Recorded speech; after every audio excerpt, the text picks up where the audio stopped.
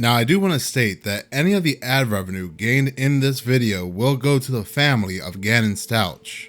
Now, if you don't know who Gannon Stauch is, he's an 11-year-old boy who was reported missing by his stepmother, Letitia Stauch, in January of 2020. But come to find out, Letitia stabbed Gannon 18 times, hit him in the head, and then eventually ended his life by shooting him. This crime scene had to look absolutely brutal, had to look horrible. This happening to an adult is very disturbing to imagine, but this happening to a child is just outside the realm of possibility to imagine what his body must have looked like. But there are professionals that do have to see his body. There are jurors in a courtroom that have to see pictures of his body. And even though these people do have to do this, I am sure they don't want to do this. But the reverse is also true when it comes to some people.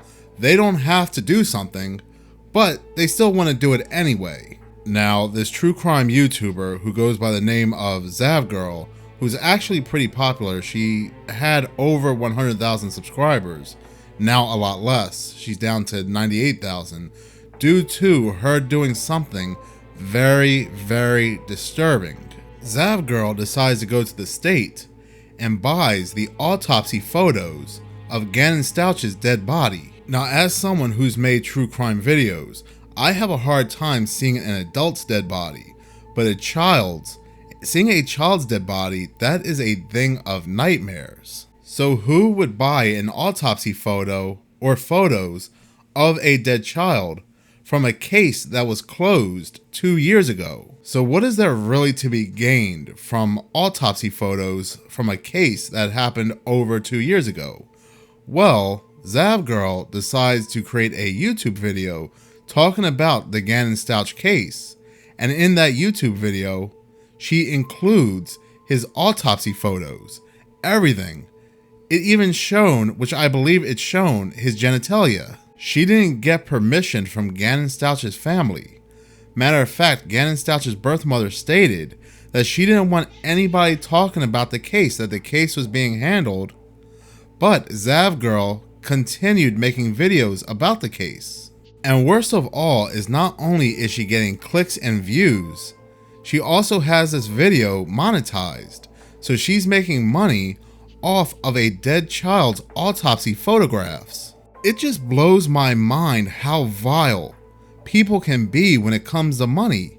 How evil people can be when it comes to money. And I am sure she was not donating any of that money to Gannon Stauch's family, because like I said, she never asked for their permission. She pretty much turned this dead child's autopsy into a sideshow, into a circus. Losing your child the worst way possible.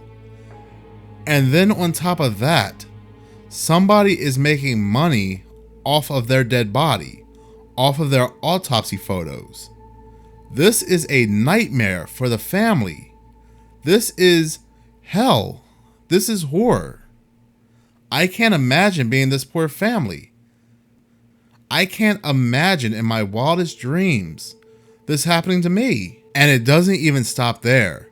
This story manages to somehow get even worse. So there's major backlash against Zavgirl and this video to the point that she takes it down. So one would think that she realized that she messed up, that she went way too far in releasing these autopsy photos, that it really disturbed a lot of people as to what they were seeing. And sometimes it happens. Being a part of the true crime community, the true crime niche, you can go too far.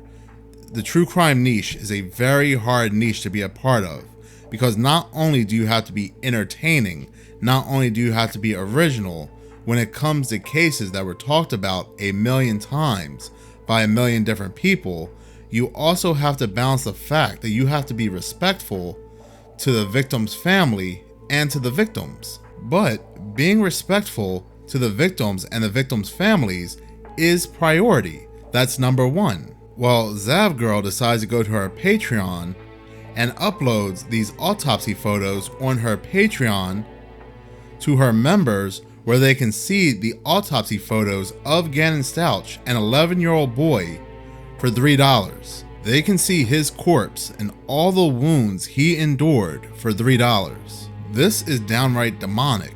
This is downright evil. This is so bad that it has even gone to the media. Multiple news agencies are reporting this. Matter of fact, News Nation did a video talking about this, and they showed their disgust. Now, as of today, her Patreon has been taken down and removed, but her YouTube channel is still up. She makes this long community post on her YouTube channel explaining the reasons why she included his autopsy photos, and pretty much puts herself in an even worse light by saying, well, if you don't like it, I'll take it down, but in the meantime, I'll still keep it up. Now, I would be a big hypocrite if I were to say true crime is bad, that there shouldn't be true crime on YouTube. And I'm against that thought. I do believe there should be true crime channels. There are true crime channels that do their videos in a very respectful way. You can see that some of these people really care about the victims and the victims' families. They'll go their way to donate. They'll go their way to reach out and to hear what the victims have to say. There will be some that you can tell are really dedicated into helping the cases. So I don't think true crime is bad. A lot of true crimers do set awareness. But then you have stories like these where you can tell people are really only in it for the money. To the point, they will sell photos of a child's dead body. And let's not forget, there are some people that get off to that. There are some very, very sick people in this world. There was a case that I did on a guy in England who was having sex with a bunch of dead bodies, with a bunch of dead corpses. They called him the Necrolord. He didn't care what condition the bodies were in. So you mean to tell me there aren't people out there that will get off to these photographs? That's what makes it even more disturbing. And that's why you have to be careful what you put out there. And on top of everything else, I didn't know you can buy autopsy photographs like that from the government. So now people are aware that you can do so. The whole thing is just absolutely disturbing, right? Not only do we have somebody making a YouTube video showing a dead child's autopsy photos, their dead body, and perhaps their genitalia, but we also have the government selling these photos. This is why I keep an open mind to reptilians, to demons, ghosts, jinn, whatever. Because this world is already crazy as it is. If somebody were to tell me I saw a lizard person, I saw a shapeshifter on a plane, I'm going to say to myself, well, I heard crazier. I heard the government is selling autopsy photos of children to YouTubers, and YouTubers are uploading them online. Which sounds crazier, that or seeing a shapeshifter? Now, me personally, I do not create true crime videos anymore. Last true crime video I made was over a month ago.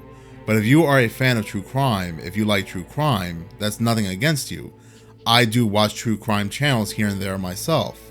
There are some true crime channels, like I said, who are very respectful as to what they do, so I do show them my support. I just love talking conspiracies, mysteries, paranormal.